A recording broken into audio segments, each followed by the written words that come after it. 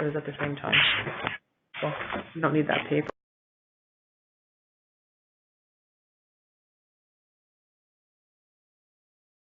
Good morning. This is Jack calling from the Sarasota, Florida area. I want to thank everybody for attending part one of Getting to Yes. Notice that I did not title it Overcoming Objections. We're going to talk about this in the context of getting to yes, and then part two is going to be whenever we schedule the next one, which may be July or August. It'll be getting past no. There'll be a second part to this piece on objections and pushback from the client. I want to begin this session by taking a moment to basically pause and give a lot of thanks for the almost 30 years that I had in a friendship and a relationship with Sid Koploff, and the sadness that I feel in my heart from his passing, and the amount of impact that he had on my life on a lot of levels, and the many talks that we had. And I also want to thank Lottie and Shelley Koploff for allowing me to have access to Sid to just sit and talk about things like life and how you have to get in your head straight so that you can be successful at so many different levels. And it really has saddened me that he passed, and he just had great impact on my life. And to all of you that attended his services, the tribute that was paid to him is just overwhelming. So again, just wanted to acknowledge Sid and the Koploff family for allowing me to be part of Sid's life and all that he meant to me. So let's begin. I want to hopefully assure that each of you have the handout that you could get from Stacy. And again, thank you, Stacy, for all of your efforts. The reason that I'm going to stress the handout, both part one and part two, is because when you get involved in a case, the way that I've designed this handout is so that you can actually prepare your case using this handout as kind of a structure on how you're going to begin your presentation, make your presentation, and close on your presentation. Because quite frankly, if you have a track to run on and it becomes successful, it'll turn into a habit. And we all know what you can do with habits, both constructive and destructive. And hopefully this will become a constructive habit for you to prepare each of your cases using this kind of handout as a format, so that when you make a presentation that you're not going to have the objections, you're not going to have the pushback, you're not going to have the maybes and I'm thinking about it and I've got a brother-in-law in the business or whatever else you're going to get as an objection. So I want to begin today's presentation with part one, which is the level of the relationship that you have with the prospect. Is this a new client? Is this a referral from another client that you have, or is it an existing client? If you want to put next to the word new, 9%. The average closing ratio of a new client that you've never sold before is about 9%. I love it when I talk to advisors and agents across US and Canada, and they come to me and they say, oh, Jack, I've got a 90% closing rate. No, you don't. By the time that you have all of the potential out there of suspects who then become prospects, which is my system, Keys to Closing the Sale takes you through that process of suspect to prospect, prospect to a potential client, and then the client becomes someone who's actually paying you. But a new client has about a 9% closing ratio. A referral from an existing happy client, because you started further with that prospect because it was a referral from an existing client, has a potential of a 50% closing ratio. I want to stress in many of my presentations, I've given you these statistics before, but I think it really should, taking 2 minutes of your life to go over them, I want to stress that you have a 5 times more chance of closing somebody that you got from a referral than if you went and obtained this prospect yourself. A new prospect has about a 9% closing ratio. Save the statistics. You have a 50+% chance of closing a referral that came to you from a happy client. So the question always begs to me, why aren't more advisors asking for referrals? I'm going to go back to this topic later in this presentation, but when you ask for referrals, you're increasing the potential of closing that next prospect because that prospect comes to you from a happy referral. I cannot stress enough that you should keep these statistics. One of the places that I started my insurance business back in 1970 when I was working on simultaneously getting my life license and then within a year getting my CLU, one of the things that we stressed all the time was keeping statistics. And it was a great habit to start with right from the get-go. And one of the statistics that we kept was, how many referrals did I receive from closes that I had, from policies that I sold to the next prospect? And if you don't keep those statistics, how do you know how successful you are or successful you're going to be? But if you walk into a happy referral, you have a 5 times more chance of closing. The last part of number 1 is the existing client. If you're in there making a close today and making a presentation to an existing client, that's where the 80 to 90% closing ratio is. It's with existing clients who are rebuying. They're converting their term policy. They're buying something.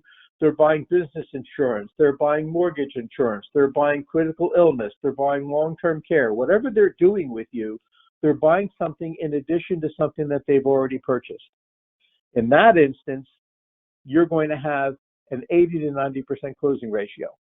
So if you look at those numbers, are you in the 9% market? Are you in the 50% market? Are you in the 80 to 90% potential market?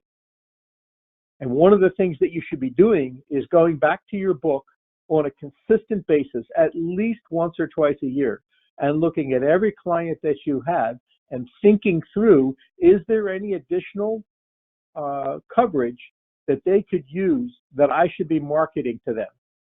How frequently are you contacting them during the course of the year?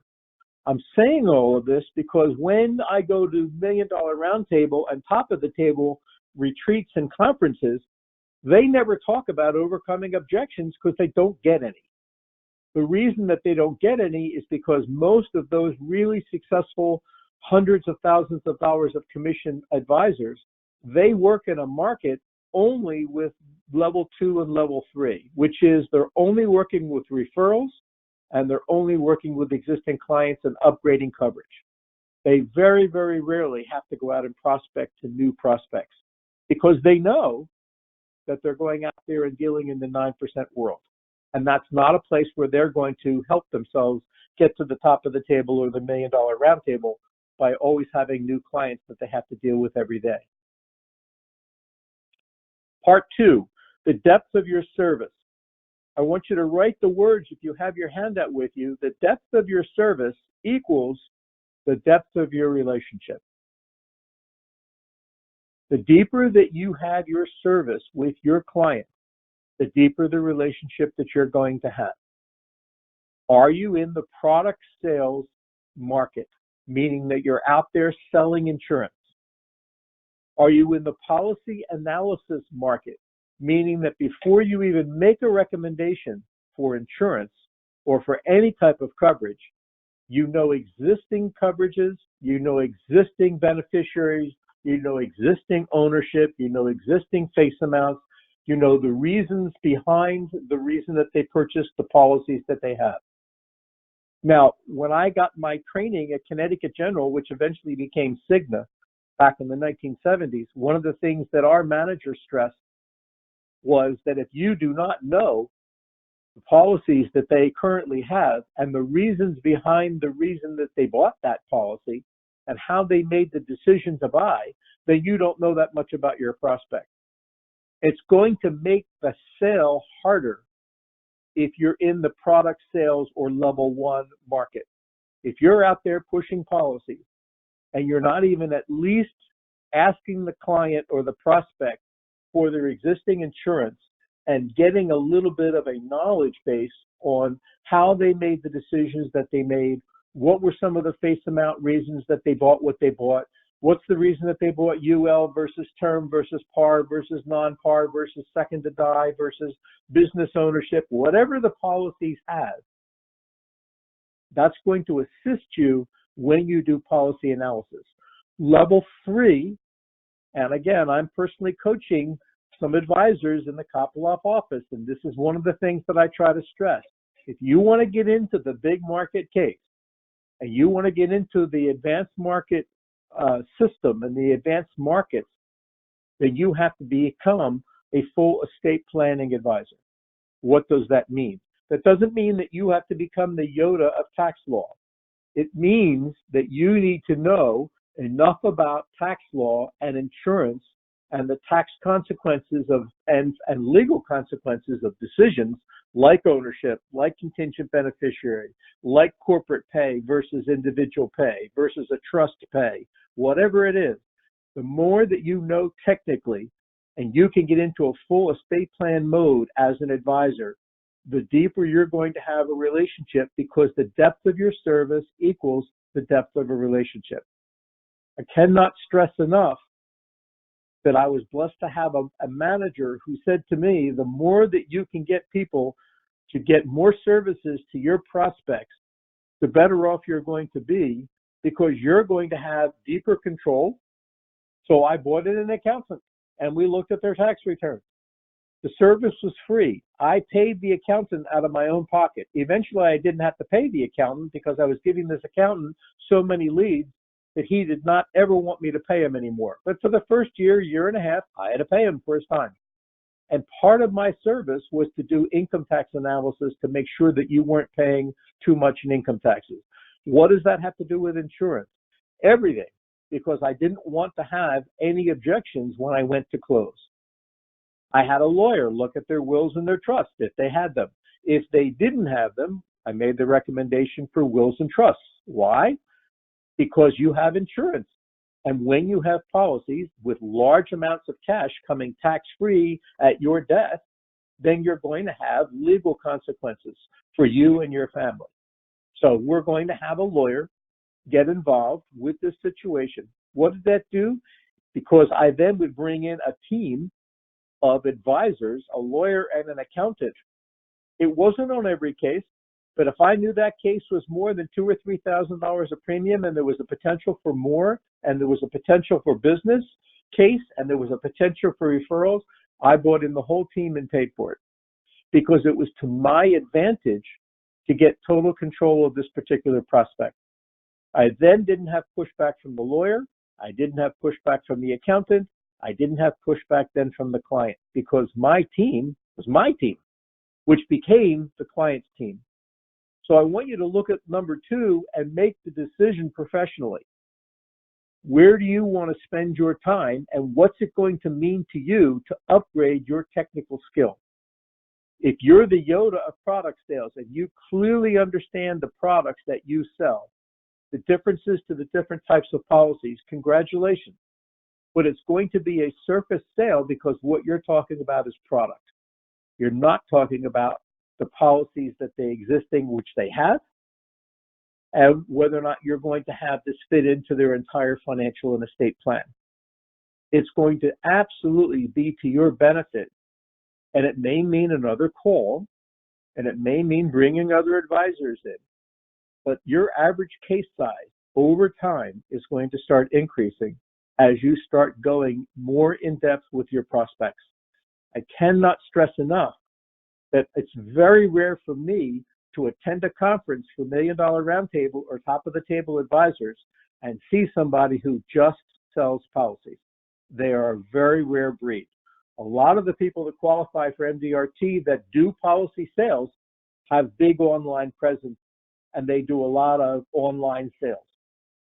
But they're really, all they're doing is just saying, oh, you're paying $1,000 a year in premium. With me, you can pay $700. Great.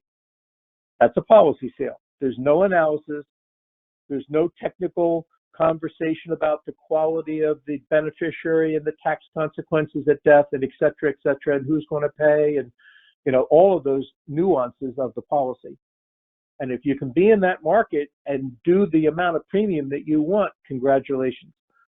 But I know that if you get more involved and get more technically savvy and get more involved with your client and your prospects and get a professional team to join you, you're going to absolutely have more control because the depth of the relationship will be deeper.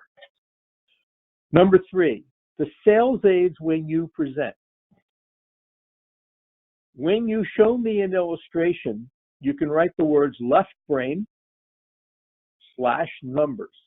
When you give me an illustration as a prospect and I'm with you going through an illustration for a potential policy that you want me to buy, basically what that is a 100% left brain conversation. And the bad news about a left brain conversation is it's not emotionally involved. You're basically going through a bunch of numbers on a piece of paper. There's the death benefit, there's the premium, there may be some cash values. If it's term, it's when the premium renews, when the policy renews, and it's a 5-year term or term to 99 or whatever it is. But all I'm doing is looking at a sheet of paper with a lot of numbers. It may have my name, it may have my insurance age, but quite frankly, it's basically a left brain numbers presentation. Company brochures. If you are representing a particular company at that point of sale, again, the lucky thing that you all are advisors to Kopoloff, where you have more than one product, you've got more than one head office, and you then have the option of bringing multiple company brochures. The good news about showing me a brochure about a particular company, and it may have their best rating in it as far as their financial stability, which also may be good for me to know as a prospect. How financially stable is the insurance policy company that you're recommending to me? Maybe I want to know that. But the good news about a company brochure is that it not only has words and numbers, but it also has pictures. And I'm saying that because when I look at something that has pictures in it, rather than just an illustration with just numbers, you're triggering something in the right hemisphere or right brain of my brain. Because now I'm looking at happy people that are buying insurance or whatever the pictures are. But be very mindful that sometimes it's not a bad idea to have a company brochure of the head office that you're representing at that time with that point of sale. If you're just showing me the illustration, you're only really triggering or attracting one part of my brain. So I would have some other marketing materials with me at the point of sale. Some of you may use a laptop in your presentation. The company New York Life down here in the States, for about the past 5+ years, has asked their advisors to 100% go into Wi-Fi in their prospect's home. Again, it gets them further involved at the point of sale at the business office or the home of the prospect. They ask for the Wi-Fi password. Why? Because they can hook up to the head office and they can have their brochure and their illustrations all online on their laptop. And now the prospect is sitting next to the advisor, and the advisor is going through their illustrations and their brochures right there online in the prospect's office or home. And they have seen an increase in sales, and it's been very positive for some of these advisors to use laptops. So I don't know if you're using a laptop or not during your presentation. I don't know what the compliance standards are. I know that there are some compliance folks within Shelley's office that will give you that kind of conversation as to what the laptop do's and don'ts are.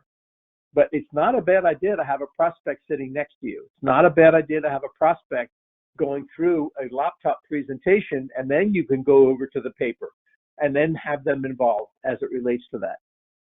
The next piece here, as far as making it more interactive, is a legal pad. And I wrote down here for them and for you. So some advisors don't use an illustration. Some of you don't use company brochures. Some of you do not use laptops. Some of you use a legal pad. So you make a presentation off of a legal pad and you write big numbers down, or some of you may use the funnel talk. I've had an advisor recently who asked me, what is the funnel talk? The funnel talk, believe it or not, was created back in the late 1960s. And the funnel talk is, it takes the prospect and the client through the different 4 levels of the assets that they have, that they've accumulated in their life: real estate, business interest, life insurance, and personal. And what that does is they go through a funnel and then come out the bottom of the funnel after taxes, expenses, and funeral and final costs, etc.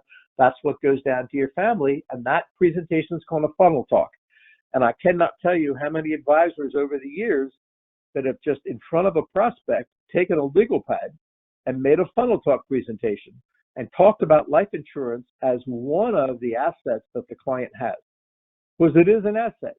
They're not going to be around to see it because it really triggers the death benefit at their death. Or maybe if during their life, the living benefits from cash values, etc. So legal pads can be used to be very effective in a presentation, but again, you've got to position yourself with your prospect where you either turn the legal pad after you've written something or showed them an illustration or a number or something and turn it and let them and have the legal pad face them so they can see it. What you need to do is get the client involved. I cannot stress enough that your presentations need to be interactive. The least effective under number 3 is just talking. If you are an advisor who makes a presentation, you give me nothing to hold, you give me nothing to look at, you give me nothing to review, I don't even have the illustration in front of me, and what we're doing is having a conversation. Then my suggestion there is that you take some coaching on how to ask effective questions during the course of a presentation. I'm not saying that there aren't successful advisors who just talk and don't even show illustrations, but I'm advising you that if you're a good talker, you better be a good person at asking the right questions.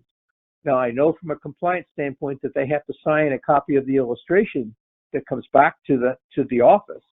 So at some point in time, they have to see an illustration if they decide to buy or to decide they have to sign an application or whatever it is that you're getting them to sign before you leave their home or their office.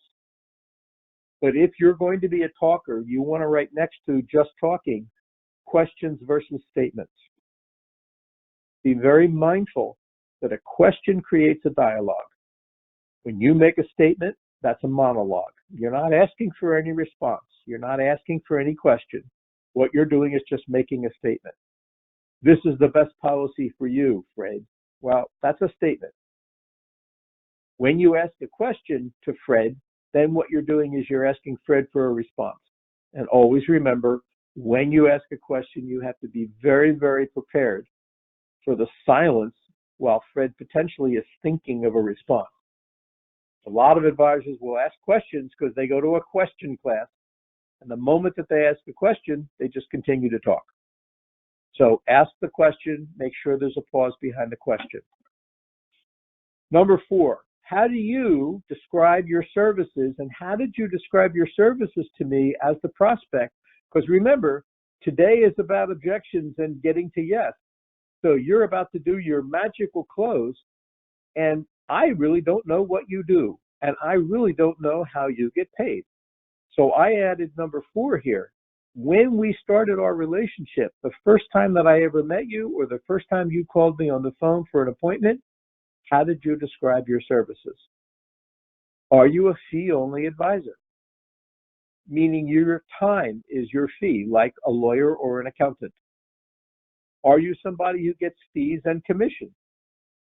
Are you somebody that gets commissions only? Or are you somebody that gets commissions and referrals? And notice that I added that last one. Successful advisors use that last definition and description of their services. I get compensated in one of 2 ways, and usually both by the same client. And that is that I receive commissions from the products that you potentially could purchase, and I also receive referrals to other clients when you are happy with my services, someone that you feel could best benefit from my services. That's how I get compensated. It's a clear statement. It's at the beginning of the relationship. It's very clear that this is what you're going to ask for. I'm saying to you that I would absolutely advise that you say that up front to begin the relationship for one big reason. If you look at the LIMRA statistics on highly rated and rejected policies, it's now approaching, because of obesity and diabetes and levels of heart attacks, etc. Even though healthcare is getting much more positive and people are going to be living longer, there's still a high number of cases that are rated or rejected. And you need to have a description in there that how you get paid is by commissions and referrals, because if this client is highly rated or rejected and you get an uninsurable, that you know that potentially this prospect or client who is very happy with your attempt to get them insurance can also give you referrals. Because you can refer back to that beginning first conversation. If you remember, Fred, I described to you my services when we first met, and how I get compensated is from commissions and referrals. And what I like to do is give you this pre-prepared form so that you can give some thought to, not the day of, by the way. The most successful advisors give some kind of a format or an email way or a survey monkey or some way where the client can start sending you emails of lists of names and contact information, email and phone number of potential referrals. And if you're not doing that, start doing that. Because the moment you get a referral and you ask your client, and I've had one of the largest cases that I ever dealt with back in the dark ages, back in the 80s, was I asked the client to lunch with the happy referral. And the first time that I met the referral, which turned out to be the biggest case I ever worked on, I got that case from a referral from a happy client who basically had a very small policy and a very small business case with some buy-sell insurance. And he referred me to a friend of his that he knew from a club, a golf country club that he lived in the New Jersey, South Jersey area. And off of that, I met he and his brother and turned into a very, very large case.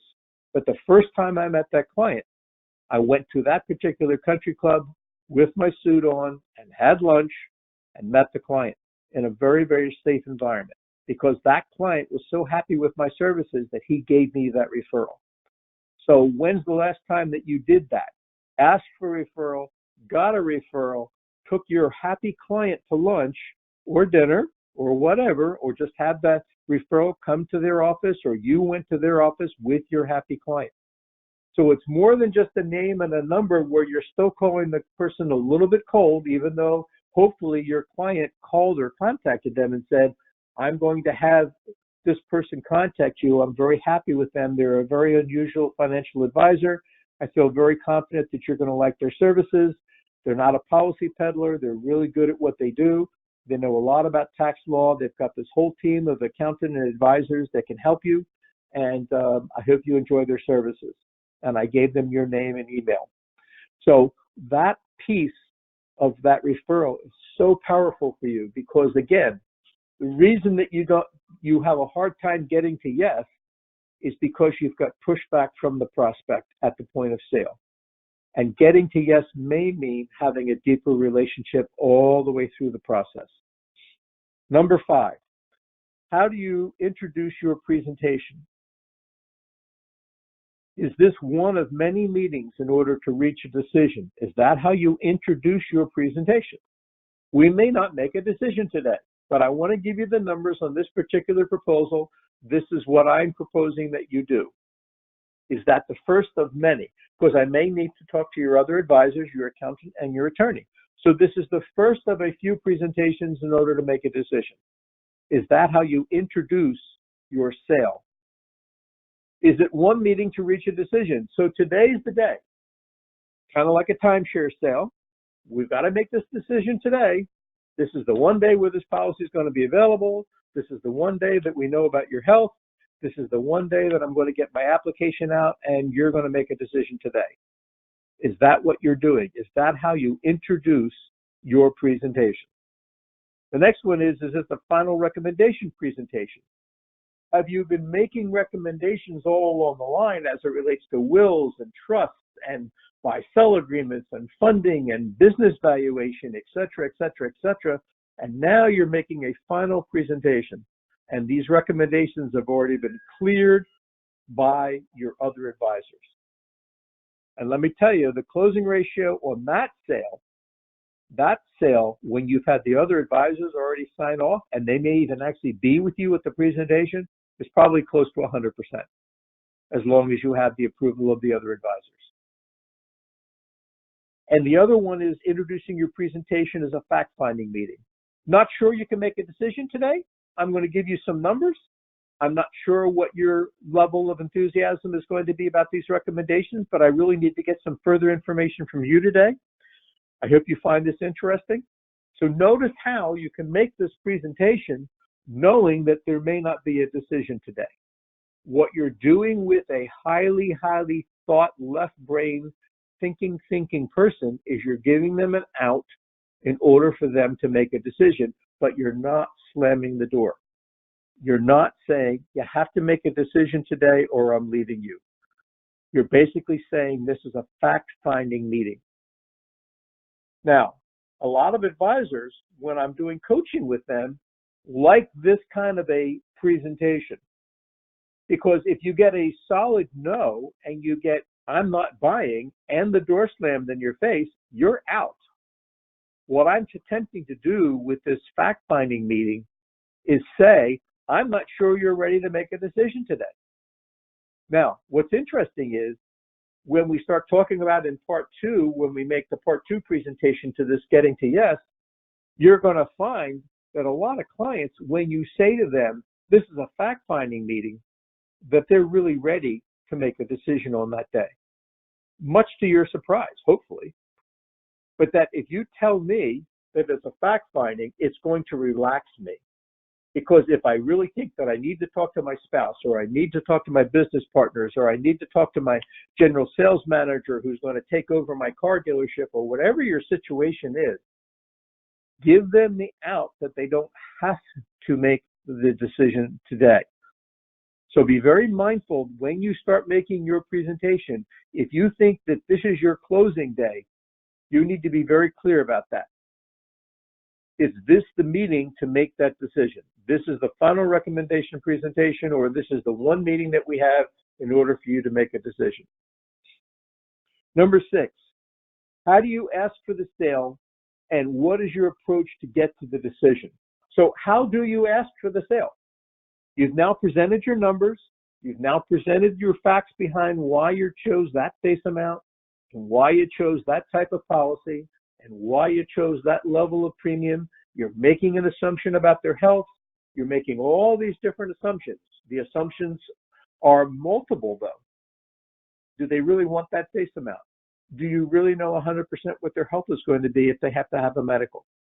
Do you truly know 100% all the medications that they're on if they're on any? All of the factors that are the unknowns. And yet you're still asking for the close. You're asking for the sale. And how many folks have gone out there as advisors and started making what they thought was a final presentation only to get blindsided by other factors? So, how do you ask for the sale? Under the first empty block, you can write medical close. A lot of successful advisors who know that the client may not be ready to make a decision today, but would be ready to at least determine whether or not, because it's something that we have no control over, which is their medical condition, make a medical close. Get an application, get permission from them to get their medical history from their attending physicians, and also potentially if they have to take a medical exam, take an exam. So medical close is one of your options, rather than just getting a flat out no.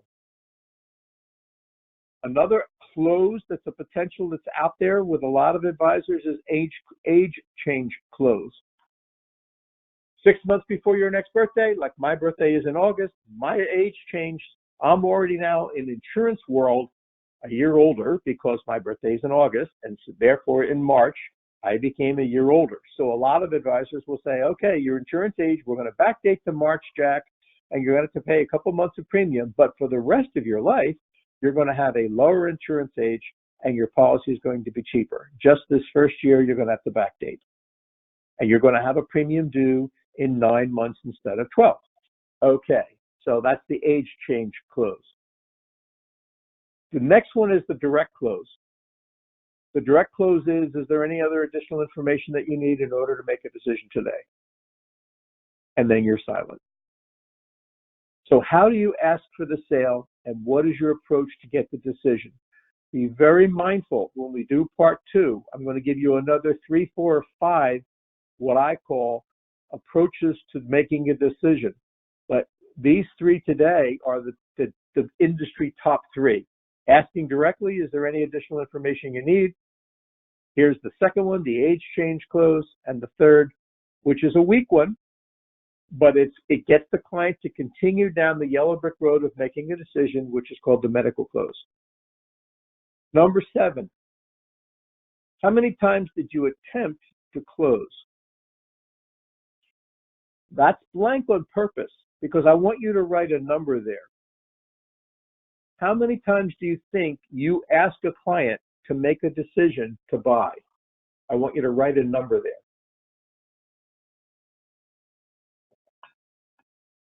And then I'm going to give you the industry standards.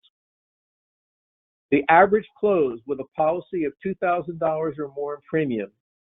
So again, some of you may not average $2,000 or more in premium, but if you do, the average request for a buy, the average request to make a decision is 3 to 5 times.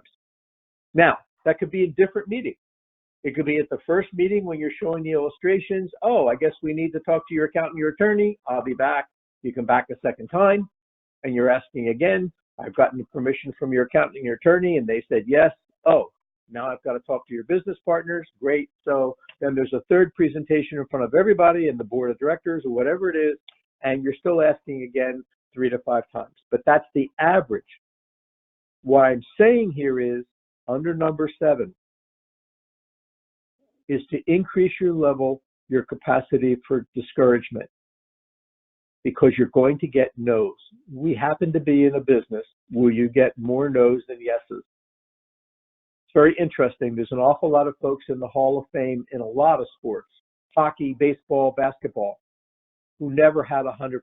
Wayne Gretzky never had a goal in every shot that he ever had. He just didn't. And Babe Ruth had a lot of strikeouts in addition to all the home runs he had. And Michael Jordan missed a lot of jump shots. And it's because they had a high capacity to deal with, and they didn't consider it negative. They just considered it honing their skills to get better at what they did for the next time. And hopefully we're going to talk about that in part 2, about how you deal with when you do get the no's and you get the pushbacks. What is your reaction to that? And how can you scramble and keep your composure? But know that the average close of a $2,000 premium case is 3 to 5 times. If you get a yes and an application completed asking for the sale once, you are totally, totally blessed. Number 8, who else is helping to make the decision? So critical when you're getting to yes to know who the decision makers are. It is absolutely critical that you understand that if there is a spouse or significant other partner, if there's a business partner, if there's a legal or accounting professional that they have total faith in, or maybe no one else, they're going to make the decision on their own, that you know who's going to help this person make the decision.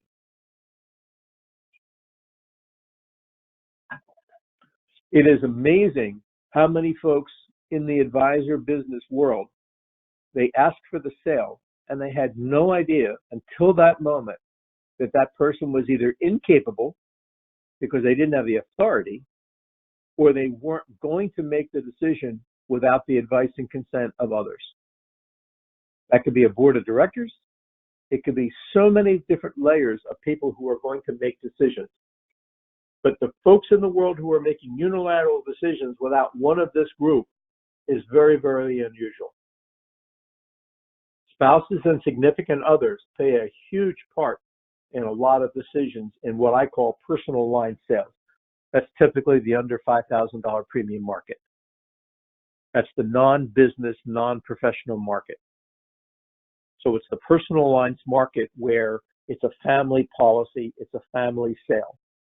In most instances, most of those decisions are made in unison with others. So it's a spouse or a partner. But it is so critical to understand the strength of the relationship with that other partner that they have or spouse before you go asking for the sale, because you might be asking the wrong person, which is why you may be getting the pushback. So you need to start asking these questions when you're collecting your information. So I see, Fred, that you have a $250,000 whole life policy that you purchased 8 years ago. So what was the decision behind the $250,000 face amount? Great. Thank you for that information. What was the decision behind being whole life in this kind of a policy? And I see that the beneficiaries are your spouse and children in equal shares. Oh, I see that actually there is no beneficiary contingent here. Okay, so it's just your wife is the primary beneficiary. And what was the decision behind that? Well, what do you mean? Well, she's going to get this death benefit lump sum if you pass away prematurely. Well, yes.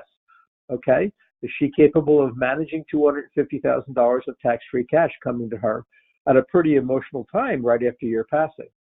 And I just throw these things out there because it allows that client to start realizing your depth of technical skill and that you're really there to not push a policy. What you're there to do is help them make really, really big decisions.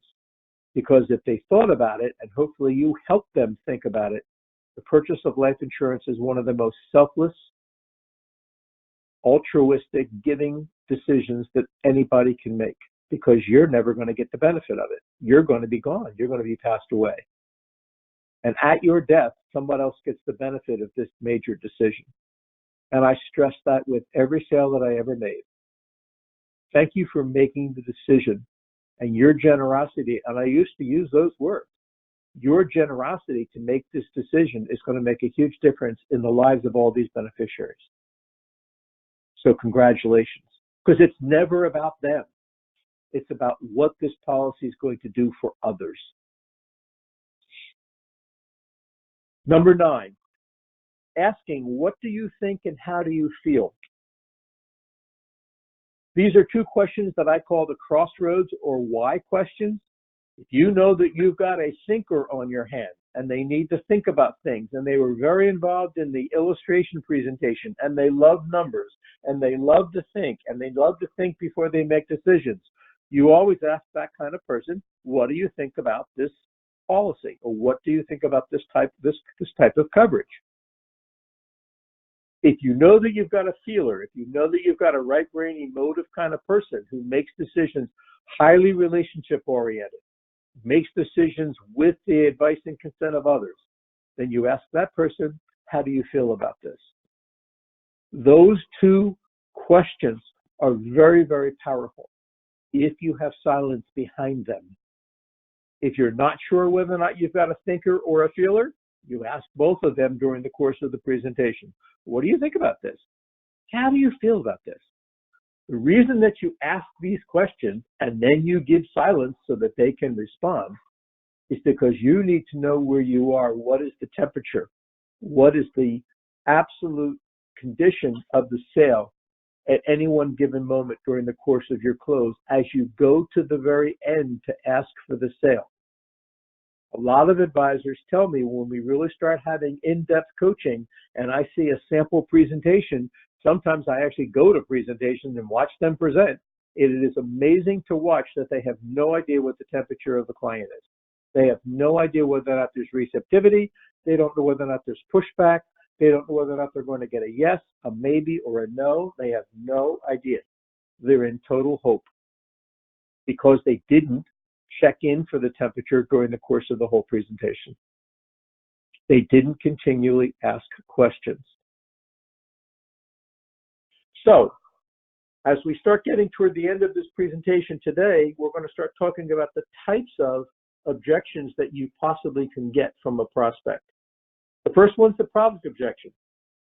I don't want this particular type of policy.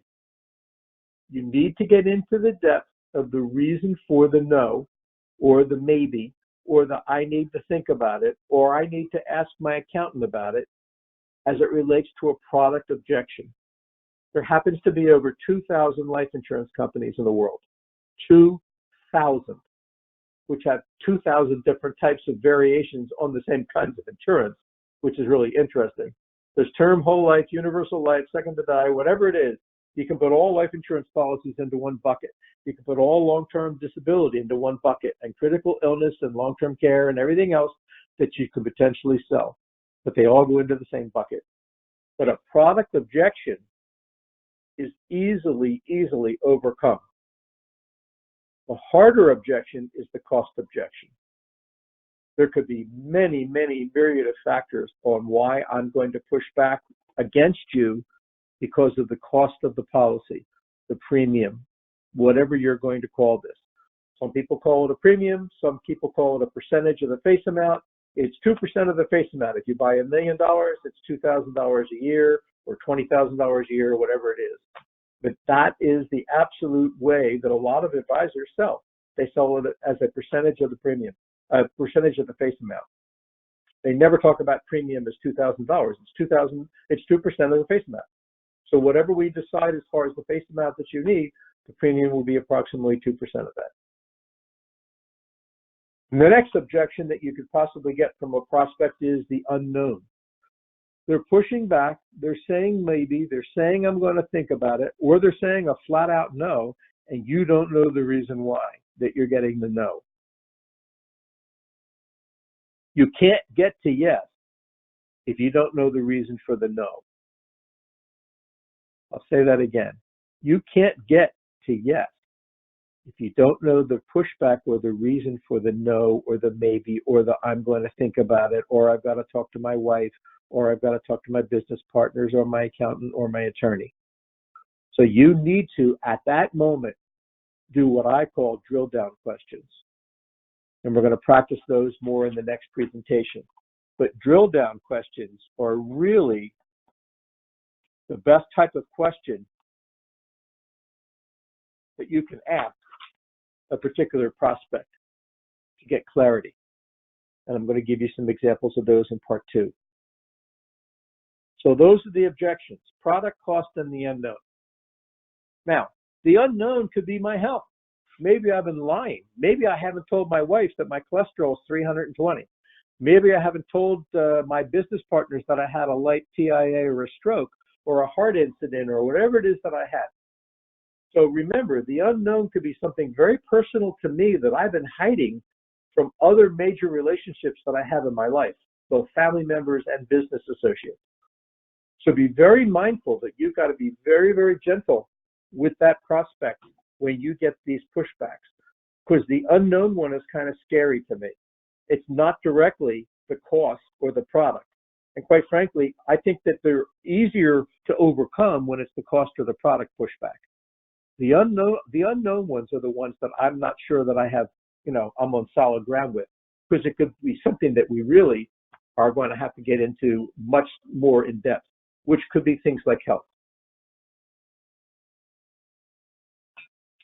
Number 11, how do you explain life insurance?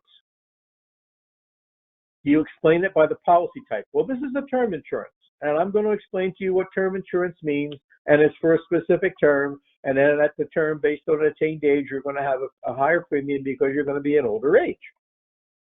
Or is it by the premium? Do you explain it, this is $1,000 a year, it's never going to go up, or it's every 5 years it's going to go up? Excuse me. Do you explain life insurance by the technical components? You don't even talk about the face amount. You don't talk about the death benefit. You don't talk about the premium. What you talk about is the ownership of it.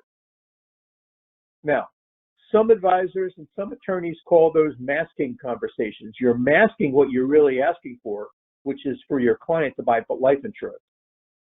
But if attorneys and accountants understood that they mask a lot of their presentations all the time, then they'd understand what you're doing as a professional. Because quite frankly, what you're doing in talking about the technical components is you're taking the presentation, you're taking the relationship to a higher level to start talking about ownership consequences. Is there some reason why this insured should not own this policy? 85 to 90% of all insurance policies are owned by the insured. And I always used to ask the reason why. Why do insurance advisors do such poor planning where the insured is always the owner of the policy? Why not their partners? Why not their business owners? Why not the spouse? Why not a trust? Why not a charitable foundation? Why not a lot of reasons? Why do people who buy sophisticated, large amounts of insurance, they never own their own policies because they don't want them in their estate. They don't want them as part of their estate at their death. They're owned by other entities where it still is the benefit to them, so that there's still going to be a death benefit and somebody's still going to benefit. A business is going to be bought back, or a business is going to be continued, or the family's still going to have income. But why does the insured always have to be the owner? So if I were the agent coming behind you, it's one of the first questions I'd ask is, I'd want to see your policy. And I'd want to ask the question, because I'd see a copy of the application. I see here that you're the owner of the policy. What was the thinking behind that? Well, what do you mean? Well, did the agent or the advisor have a discussion with you about the different tax consequences of you owning the policy? Well, no. Okay. So let's have that conversation. How about the technical components like the taxes on the policy or the death benefit? It doesn't have to be paid out in lump sum. It can be paid out over a period of time. It can be paid out 20% for 5 years, 25% for 4 years. They can be paid and thrown into an immediate annuity. There's lots of benefits that you can have with a death benefit, and having those kinds of conversations. So in your explanation of life insurance, are you pretty basic talking about, here's the death benefit, $200,000, and here's the premium? That's kind of a rudimentary basic explanation of life insurance. It's not very sophisticated. And if you have a sophisticated prospect or client, my suggestion is bone up on how you speak and describe the policies and product that you're selling. The last option that you have as far as describing and explaining life insurance is not even describing it as insurance, it's cash. And here it is, and it's going to solve these problems or these dilemmas. Income for the spouse and the children, college tuition, buying back a business, keeping a business afloat so it gets to the next generation until the boys or your daughters get old enough to take over the business. Whatever it is, it's a lump of cash that's going to solve these kinds of problems. And if you talk to the really top producers, that's how they describe insurance, because that's really what it is. It is a lump sum of cash, if that's the way that you choose to have it, that's going to solve problems. It's going to solve the problems that you've described to me that are your biggest dilemmas financially. And by the way, if you never got to that depth with that prospect, that's probably the reason that you're having pushback and objections, because you really don't know anything about me. You don't know the reasons that I bought this other policy. You don't know the reasons I'm even talking to you today. If they take a meeting with you, there's got to be some interest at some level. Think about that statement. They would have not taken a meeting with you if there was zero interest in having a discussion about insurance or their financial planning. They would have not listened to their friend who asked for permission to give you as a referral to talk to them without having some modicum of interest in talking to you. And yet what you do is talk about life insurance. You don't talk about the solutions. You don't talk about the problems it's going to solve. You don't talk about the ownership of it. You don't talk about the tax consequences of it. You talk about, here's the face amount and here's the premium. Congratulations. If you want to break into the larger markets, they want to have a discussion about the problems that they have and the financial dilemmas that occur if they do not make decisions.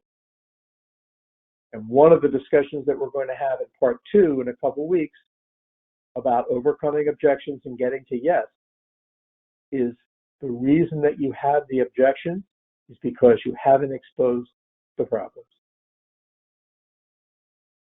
So if I don't know the reason that you would even consider having a meeting with me, because you never got there.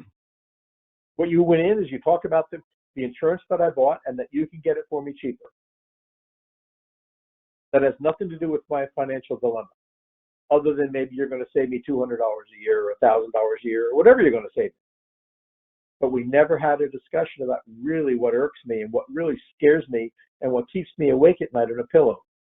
I call that the total truth time. When everybody else is asleep and we're laying on a pillow, what we think about are our biggest issues in our life. God forbid it's about our family or our health or our business or whatever it is. But at that total truth time, if you can get me to that place, as a client, if you can get me to that place where you help me discover that you have some of the solution to help me through this,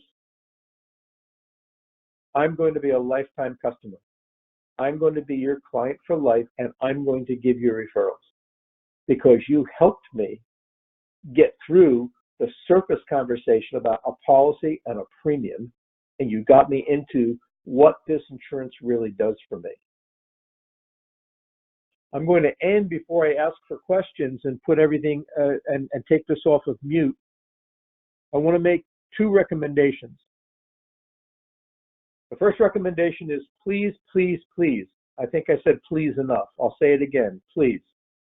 Practice your presentations before you make them, especially with an important presentation. Have somebody that can play being your client or prospect receive this information. And I'm going to say this to you gently. Sometimes the best people that you can make a presentation and practice with is not somebody in our business who knows this stuff.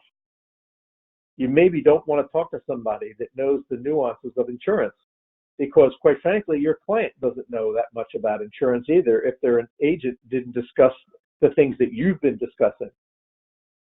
And it's far better off practicing your presentation with someone who's going to be at that level of skill level as far as knowledge of insurance before you make your presentation. But it's very, very beneficial. Practice your presentations.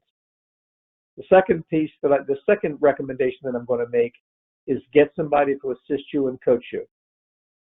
Please, please get someone to assist you. The only way that you're going to break through is to have different types of habits that you have from now. The habits that you have as an advisor has gotten you to this level of productivity and production. If you want to get the higher levels of productivity and production, then you've got to change certain habits. The question is, what are the habits that you're going to have to change to get you into higher levels of sales? So I read books like Freakonomics and The World is Flat. Why do I read them? Because they're so out of this world crazy. If you want a book that you can have some fun reading and put a smile on your face, there's actually a Freakonomics website that you can go to, and there's a daily Freakonomics message that you can get. And all it is trivia from around the world about people and the decisions that we all make as human beings. It is amazing the decisions that humans make. So there's a Freakonomics book. There's actually a whole series of Freakonomics books, but they now have a Freakonomics website, and the authors they even have blogs, and they have podcasts. And if you listen to the Freakonomics podcast, the interviewer will ask a question about something about what's going on in an emerging economy. And the Freakonomics people will talk about it, almost predicting what's going to happen in the future based on human nature. So do things through getting coached that have you thinking differently, that have you thinking and making presentations different than you've made them up to now. And it will really help you. I'm going to put all of you back online if there are any questions.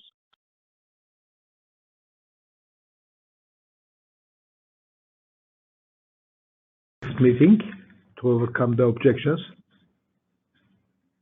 Okay, anybody have any questions or comments? Three of us. Nope. Any questions?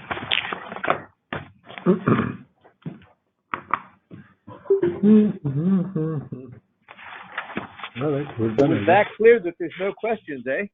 Well, no, because it was Jack. It was so excellent, and you follow the steps of Sid and continue his knowledge and experience, which we appreciate. Everything that you said was done very clear. Thank you. I agree. Part 2 will be actual, more hard-nosed, exact things to say and do. But I wanted to get through this part 1 because I think part 2 will be a lot easier if you do some of these things from part 1. Good. So thank you all. It is 11 o'clock in the East Coast in Florida and Montreal. Jack, Have a productive day, and I One- will talk to you soon. Stacy No, will no, send Jack. out a- Yep. one little question, regarding, see, I had the same question. The legal pad in the question.